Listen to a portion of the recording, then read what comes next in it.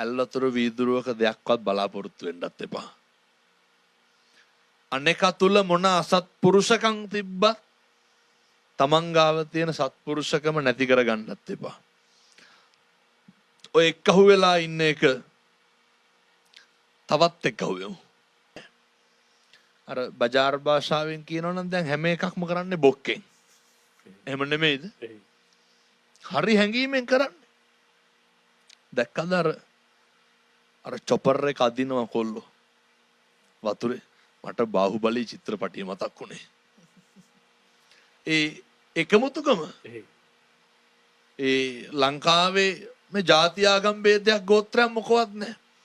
ඒ තරුණ ජවය නිසි විදිහට පාවිච්චි කරන්න හොඳම වෙලාව තමයි මේ ව්‍යසනය. ඒක අපත් කරන්න එපා කියන යෝජනාව මම කරනවා.